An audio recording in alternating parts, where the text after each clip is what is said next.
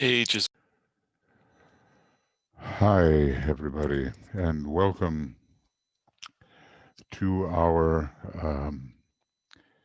new moon meditation, a short meditation. And the new moon, the exact time 16, 16, and 26 GMT. So, in a short while, really, uh, about 45 minutes or so, we will have the exact moment of the new moon. And it's an important day. Now, the reason I have the horoscope of Donald Trump up before us is because at the precise moment of the new moon, which is also a lunar eclipse, let's see, what is it? It's at 23 degrees and 8 minutes Sagittarius. So I assume you can see the chart here. 23/8. And this will be the esoteric energy behind the final vote of the electors in every state. And there are 538 votes to be brought forward. It appears, despite some rear guard challenges, that Joseph Biden will receive 306 electoral votes, and Donald Trump 232. So this it's peculiar. That was the number of votes he received 4 years ago, and he called it a landslide. I'm dealing with the political issues because you'll notice that the eclipse at 2308 falls right on the Earth moon position, as it would in an eclipse, and within 13 minutes of arc opposite the sun in Gemini. Now, the moon represents the mass consciousness, and eclipse can mean exactly that, the eclipse of a type of energy, or its negation. The reason it will be negated is because the Shambhala energy is so strong, potentially, at this time, and this is an issue in the Shambhalic Department of Government under the Manu, under the Master R. Well, and I should say Master Moria, although Master R is connected as well as the Regent of the United States, I'm sure seeking to hold things together. You know, I've been very impressed by the Latin saying on the back of some of the money, especially the dollar bill, e pluribus unum, out of many, one. Out of many, one. And as regent of Europe, he, Master R, seeks to hold together the federations that have formed, federations of nation states in Europe, federations of states with their own rights in the United States. He is certainly, nor is the divine plan, they are certainly not for division, fragmentation, and even civil war talk like secession. As a matter of fact, it's remarkable after 160 years that so much division should have been caused as to have the states and prominent people within the governmental part of the states talking of secession. But we have been divided, and the problem, at least in the outer realm, has been this Mars position, almost exactly on the ascendant. It's a dictatorial position, and it brings nothing but dominance and friction. And that is and it appeals to the red Martian energy, which has rebelled against a Jupiterian indigo union, and I might say a Venusian indigo union, as that is one of the important colors for Venus. There's been a rebellion, just the way there was 160 years ago. Right now it's psychological. But it is demagoguery, and we recognize it when we see it. And there's also a kind of separatism that can come with Virgo in its earlier type of expression, when it is very divisive and critical, because it will be ruled by Mercury, which is in the sign Cancer, which of course has to do with tenacity, hanging on, nepotism, familial rights, dynasty, hereditary monarchy, all of those good old Roman things that I do believe our present president has been involved in long ago. But in any case, the recklessness with which the COVID pandemic has been approached in the United States is receiving the eclipse, and so is the mass consciousness. And although other attempts will be made to drag the whole process on into a floor fight within the House of Representatives, because of today's vote, that probably goes nowhere.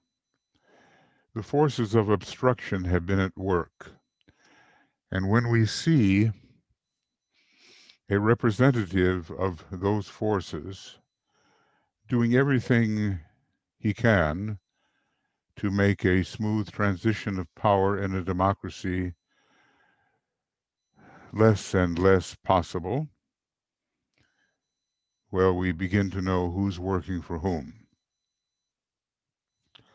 And our goal is to bring the great indigo synthetic ray of the Christ, of the soul of the earth scheme and its logos, and of the soul and maybe even monad of the solar logos, who is also experiencing an initiation through the earth scheme, to bring that great indigo which is the sole color of the United States and eventually the sole color of humanity when it develops a second-ray soul, to bring that forward. That's what we are attempting to do on this important eclipse day, during which we think about what it is Shambhala really intends. Now, you know, we're a long way from Shambhala. We don't walk in the door.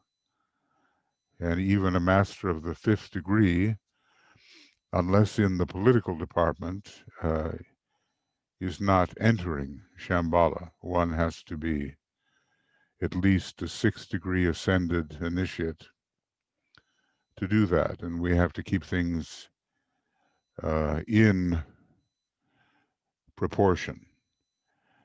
But let's just say that the rebellion that the United States has experienced, and by implication many other countries could experience, has to be rectified, and we have our part in that as we meditate on the shambhalic implications of the new moon. There are many implications to the new moon, but death is one of them. And sometimes when that eclipse falls on the sun at a later part in life, it pretty much means the one who is in incarnation is on the way out. Well, there are certain things which are anti-democratic, anti-hierarchical, which we hope now, with great struggle, albeit, will be on the way out. Okay, so another half hour and we have our new moon eclipse, and I will sound an Om accordingly to indicate when that is. So I'll switch away from this and maybe read a couple of things about Shambhala, which, as I said, Tuya and I have thought, well, we have a wonderful compilation from Zach Rymel. He's a great compilationist. And it's on Shambhala, all 700 and something references. And I think it would be great to work our way slowly through that compilation so we can understand the will aspect, which so far maybe we do not understand very well. At least if we're to believe the Tibetan, we know very little about the will. Okay. But there are, at least here, a few references with which we should be familiar.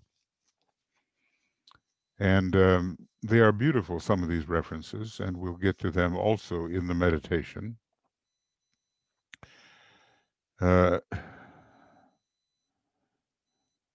From the standpoint of true esotericism, Shambhala is a place of serene determination and of poised, quiescent will, as the old commentary expresses it. Now, sometimes we might think of Shambhala as some kind of ferocious center, you know, totally dynamic and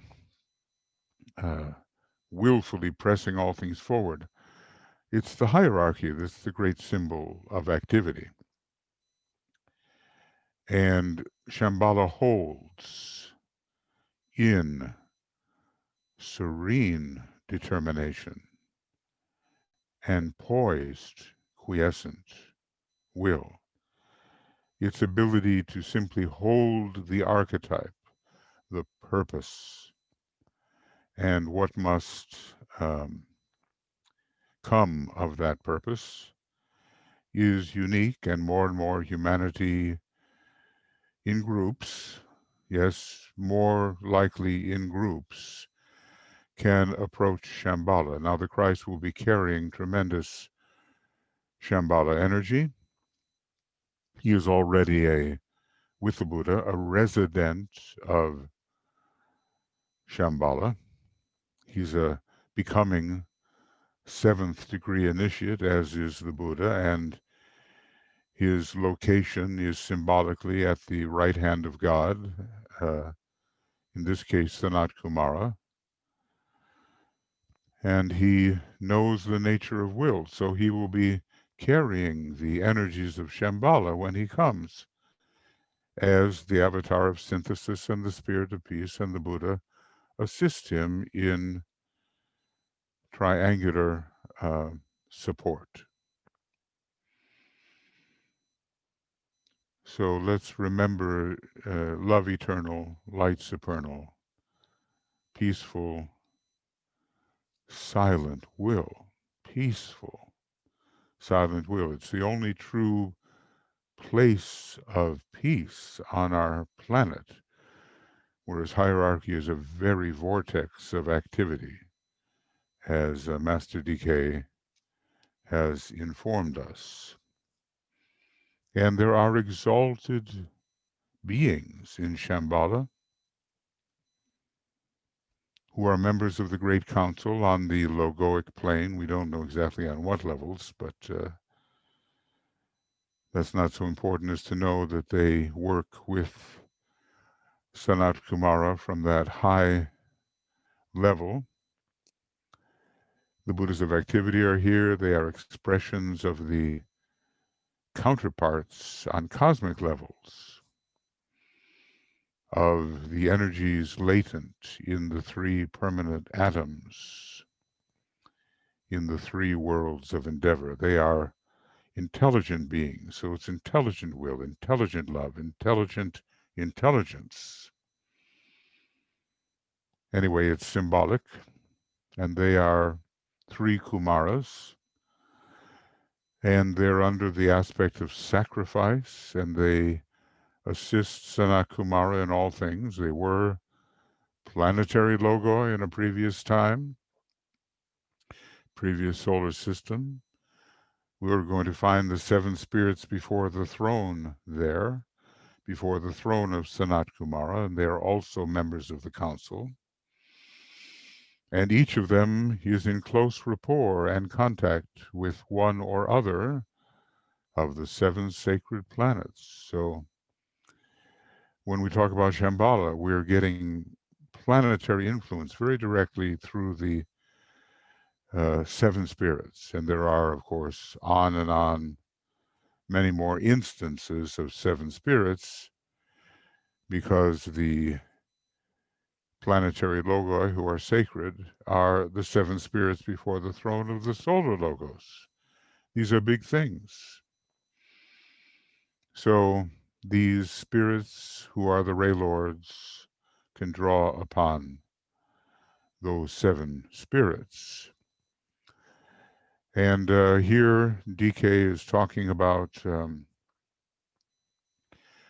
initiate of the 3rd degree and beyond, maybe a master or one who is entering Shambhala for the first time, but they are of greater advancement than he. So, you know, our Shambhalic life begins at the 3rd initiation faintly, intensifies at the 4th, becomes a vision at the 5th of revelation, when we have to choose our path, and at the 6th degree, should we choose the path of earth service, we become a member of Shambhala, albeit at a humble level. That's a very high initiation. So the supernal 3 are there, and they are the esoteric Kumaras, I believe, the radiant 7, the spirits before the throne, or the Ray Lords, and these lives embodying 49 fires and lives embodying 49 rays and 49 spirits of darkness. about which DK says very little. There are the three Buddhas of activity, who are the three lower Kumaras, but there's a revolution always going on around Sanat Kumara. And certain eternal spirits, what a name, from such centers of dynamic spiritual activity as Sirius, or from the constellation which at any one time forms a triangle with our Sun and Sirius. And that means that triangle has some variety in it, because Sun and Sirius will be constant, but always a new solar logos will be taken in depending on the time. So these are big cosmic issues. And we invoke at this time of necessity the great first ray of will and purpose from that center where the Manu and Master Moria, well, the Manu is, they're both 6th-degree initiates, and they have their residency when they choose to be part of that great center. Okay, I think I better begin. It's not a long meditation, but it can help us evoke the shambolic potentials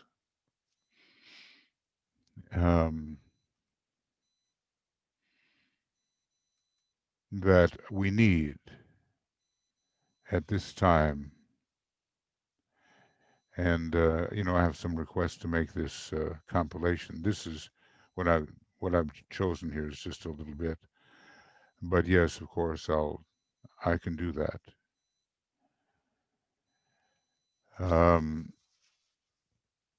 Shambhala really has 4 gates, and it's the home of all the cosmic ethers. But its council chamber is, as you're saying, Bruno, on the logoic plane. And as far as, well, let's just say that the first subplane will have to be the plane of Sanat Kumara. And then there is the higher etheric Shambhala and its lower reflection, we're told, to be visible in our ordinary ethers in the Gobi Desert when the time comes for man to be etherically sensitive. Okay, so let's get on with it.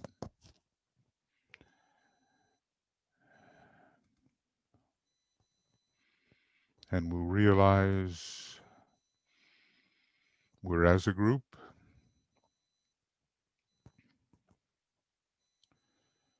and the time of the eclipse is approaching. It's the time of empowerment.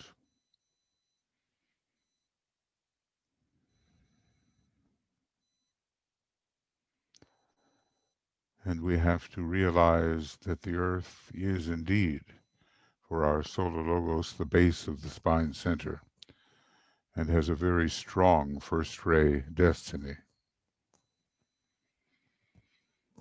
So the solar eclipse is very meaningful, connecting the center of purpose in a solar systemic manner with the center of will at the base of the spine, which our planetary logos represents.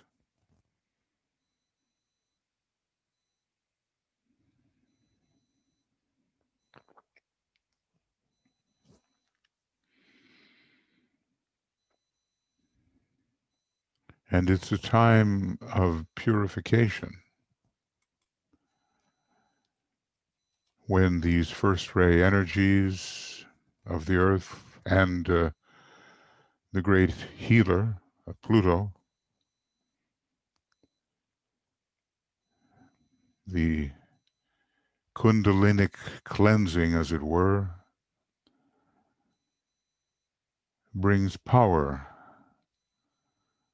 and purity to the physical body. We imagine it.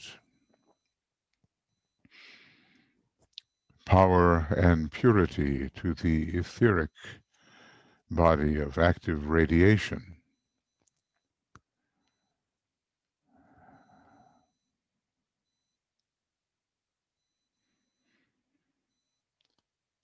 Power and purity to the astral body and the defeat of glamour with love and reality taking its place, taking place of distortion that desire, low desire produces.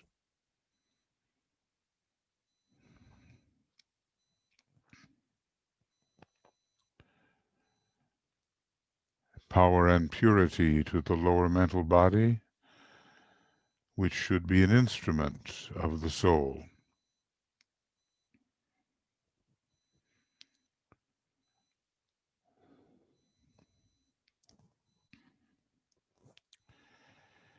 And power and purity to the entire personality, which is the dweller on the threshold of initiation, but need not be an obstacle. It can be, and we must become, in our personality nature, acquiescent to the power and purity of the soul.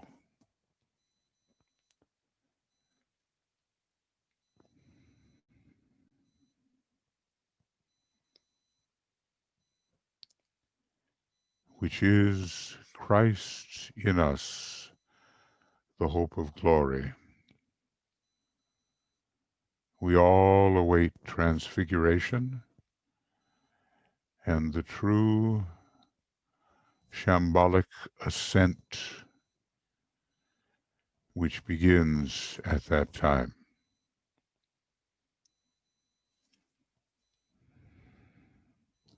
So let us focus within the soul visually, imaginatively,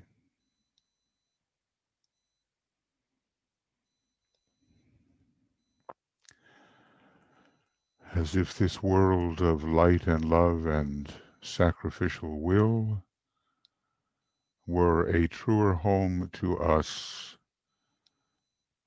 than the ordinary personality with which we so often identify.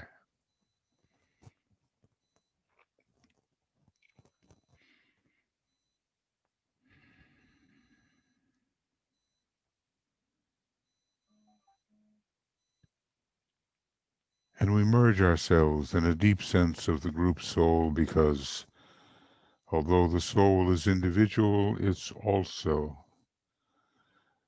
group conscious.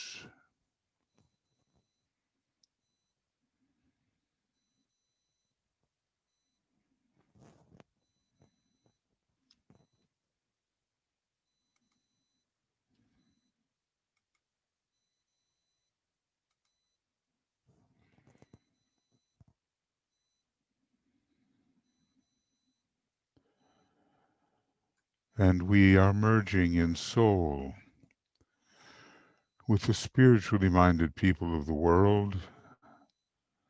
Doesn't have to be that they adhere to some dogma, but they have, and they have goodwill. They are women and men of goodwill, and later members of the new group of world servers. We merge with them.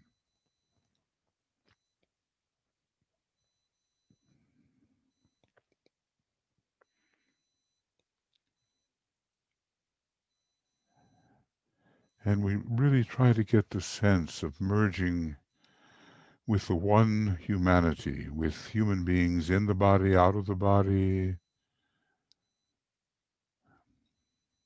everywhere.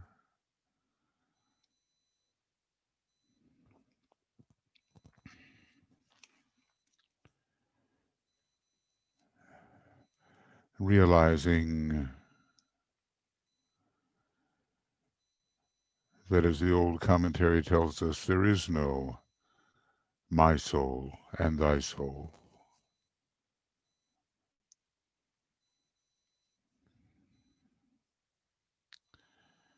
And that is a step when we can do that. There is no my soul and thy soul.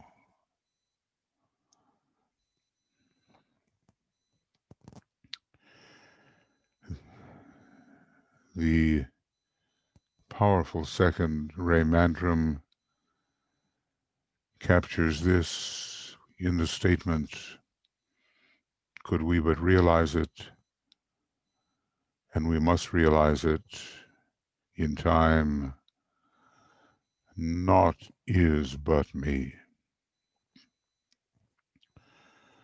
Naught is but me.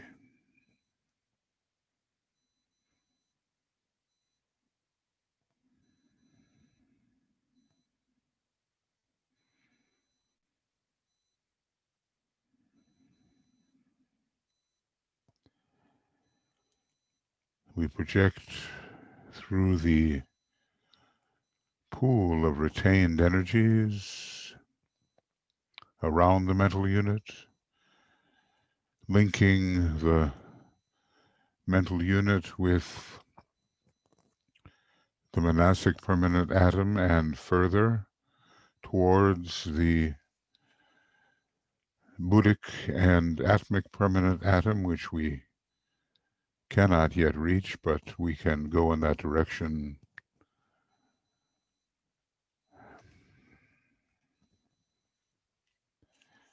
We sound the second ray word of power.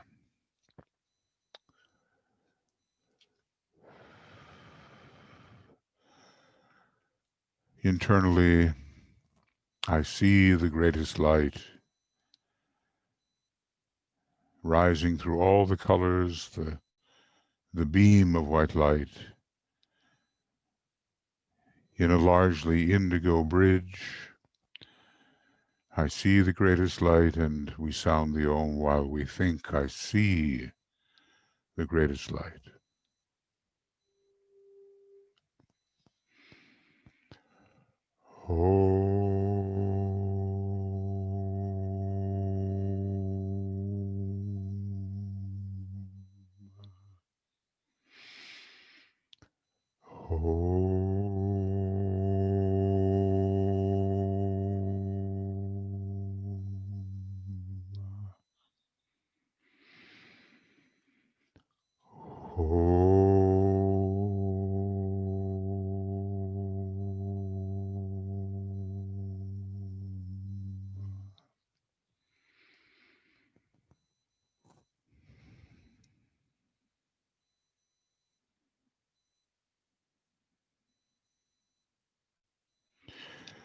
And our projection will be met by energy from these higher sources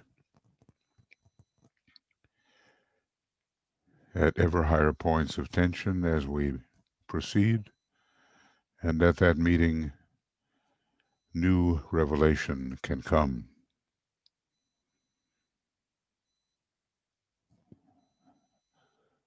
Because we have entered the world of hierarchical energy where the members of the hierarchy focus their consciousness. The Buddhic and atmic planes, and sometimes even the higher mental, depending on the ashram. So think about the nature of Shambhala in this way as we ascend towards it through our rising initiations. Shambhala, it is a world of pure energy, of light, and of directed force. It can be seen as streams and centers of force, all forming a pattern of consummate beauty, all potently invocative of the world of the soul and of the world of phenomena. It therefore constitutes, in a very real sense, the world of causes and of initiation. So the logoic plane, the world of causes, the monadic plane, the world of being, and the other planes are under Brahma and are worlds of significance and of meaning. So the first ray is descending, and the difficulties are great in the field of politics and enforced religious dogma and of economics used for selfish power. Let us think and attempt to be impressed in the silence concerning divine purpose, working lovingly and intelligently through divine plan. Let us ponder the reception of these purposeful energies which can direct ourselves, our groups, and humanity as a whole.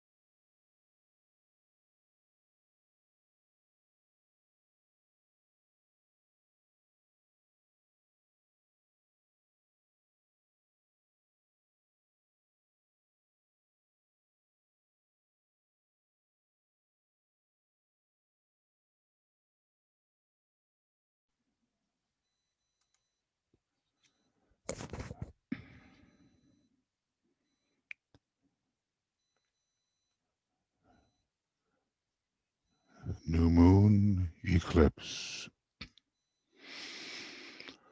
Oh.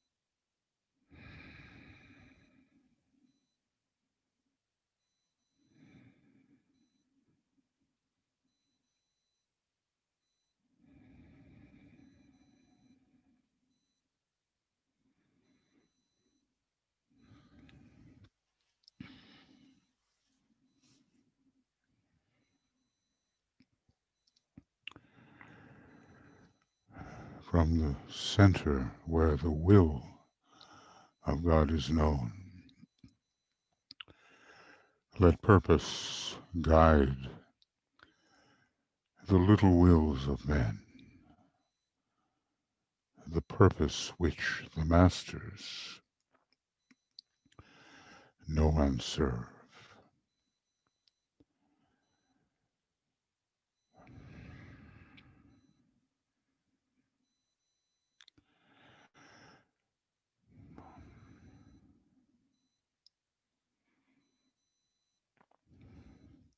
Let the group be as open as possible to the energy of divine purpose, working through the divine plan. And let the group members think of ways in which they can individually and in a group manner esoterically aid in the expression of divine purpose through the divine plan.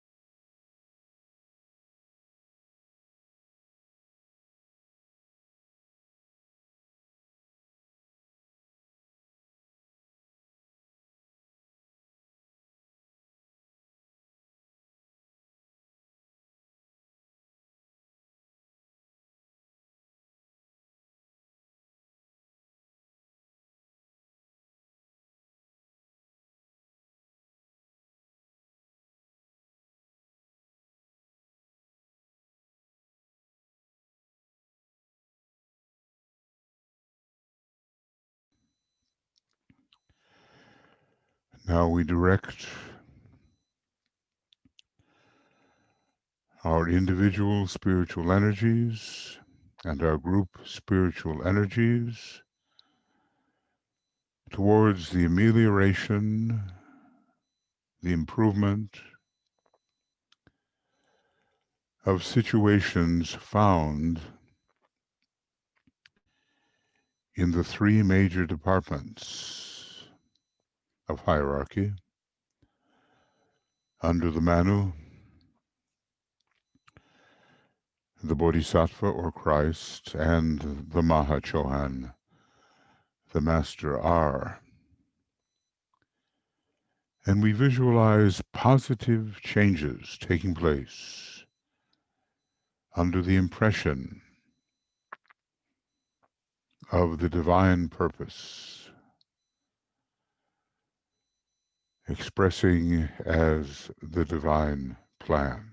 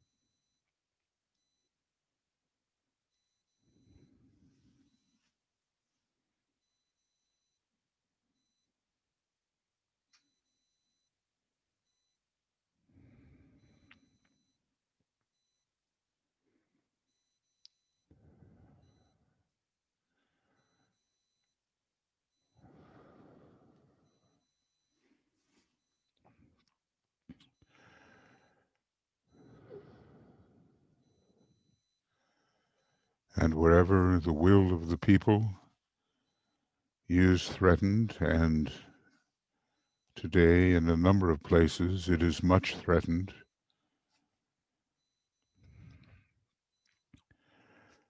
let us see the restoration of a vibrant and true democracy.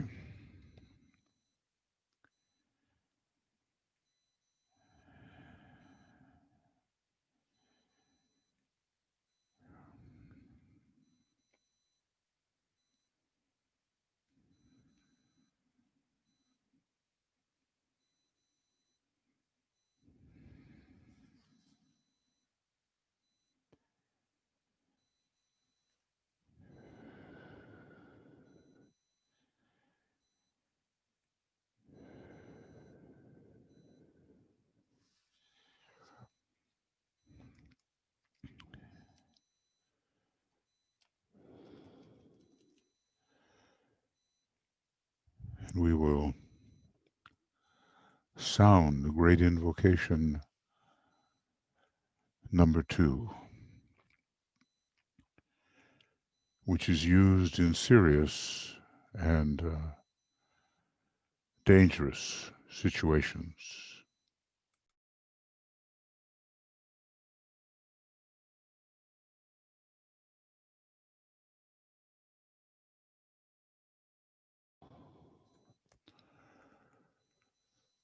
Let the Lords of Liberation issue forth. Let them bring succor to the sons of men. Let the rider from the secret place come forth, and coming save. Come forth, O Mighty One. Let the souls of men awaken to the light, and may they stand with massed intent. Let the fiat of the Lord go forth. The end of woe has come. Come forth, O Mighty One. The hour of service of the saving force has now arrived.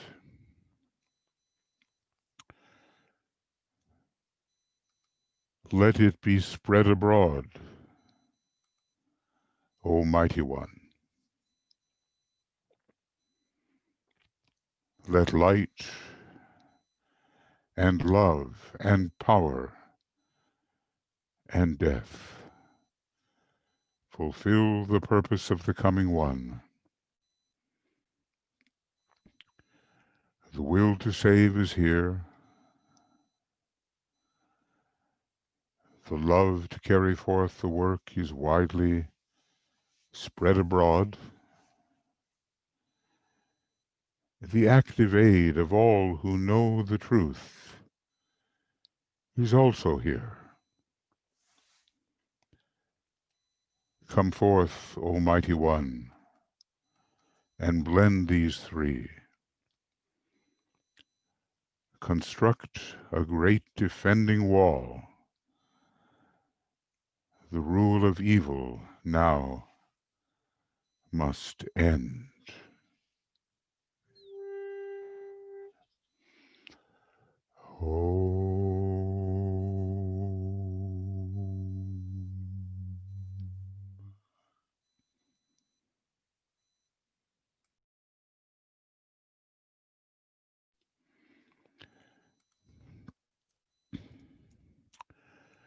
And now let us close with the sounding of the third of the great invocations. From the point of light within the mind of God, let light stream forth into the minds of men. Let light descend on earth. From the point of love within the heart of God, let love stream forth into the hearts of men. May Christ return to earth. From the center where the will of God is known, let purpose guide the little wills of men, the purpose which the masters know and serve. From the center which we call the race of men,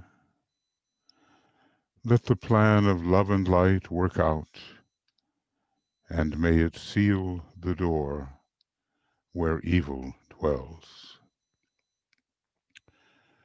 Let light and love and power restore the plan on earth.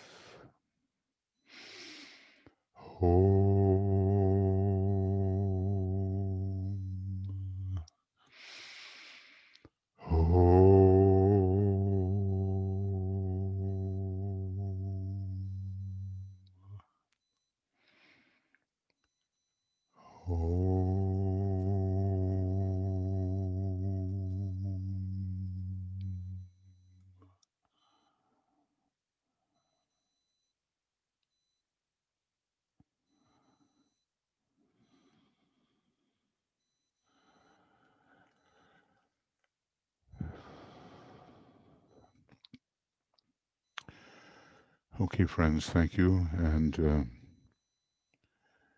we have our EUN meeting, I think, is it at 7:30 GMT? And if you think you might want to, now let's see, I see Tuya there, and maybe I'm going to ask you. Michael, yes, dear. 5:30 p.m. GMT. 5:30 GMT. Ah, it's almost upon us. Okay, and then we will have our U.S. vigil, correct? Correct. At 8 p.m. 8 p.m. GMT. okay, thank you. So it's 5:30, in about 1 hour. We have our let's see. Our EUN Yeah, and meeting, and that is for members only. And then for everyone, we have USA Virtual today at 8 p.m. GMT. but I'll tell you what, if y'all would like to be a member of EUN, please write to Tuya and me, and we will do what we can to bring everything together, so that is a possibility for you. I've been better at scheduling, but I can't remember when. Okay, everybody, thank you. So in 1 hour, Michael, yes, dear? Michael, I'm sorry that I disturbed, but I actually today we have a new taking in meeting. So if Yeah, there are anybody who are interested about our work in Esoteric United Nations, so we welcome you, and you can actually send now your willingness to Michael, and then to Michael Michael Stacy, Stacy. Yeah, or Michael Stacy, or whomever in the chat, and then you can organize that. okay, and let's see, that means that they can attend, and they need the link. Yes, then they will get the link. Michael Stacy could send the link for them, and then when we, if then anybody decides not to follow with us, then they just leave the meeting in one point. Very easy. Okay, Michael, do you have all that? And if you'd be so kind as to put the EUN. No, we don't put any link here. It's those who would be willing. Just Yeah, give your interest into the chat, and then Michael Stacy will take care of the rest. okay. Thank you. Okay, that will take a little bit of time, perhaps, and Michael Crow is here to help too, I think, with this. So we have to give you a couple of more minutes to do that. Please put down your name, and then we can. Do we have a way to send the email to people? I hope they, we have to have your email address, I suppose. The EUN meeting information went out to people who had expressed interest about it, Yeah. which included the link. Okay, but we have maybe more now. I'm seeing a couple. Okay. So Is there any reason why we can't just share the link right now in chat Tuya? for registration for the EUN meeting? Well, no, actually, it can be, yes, it can be sent, and all of those who are interested can come, and then we take in the meeting the rest. Yeah, I think that's good the most idea. Thank you. expeditious manner. Okay. So hopefully in chat, this will appear now, the link. I'm getting it together. Okay.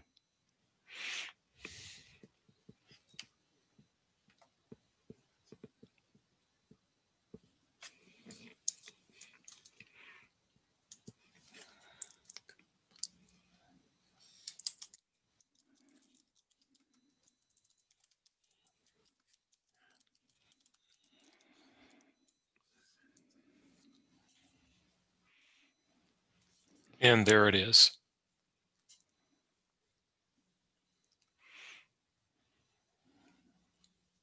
Thank you, Michael. No, Okay, wait, that was direct message. they need to copy it.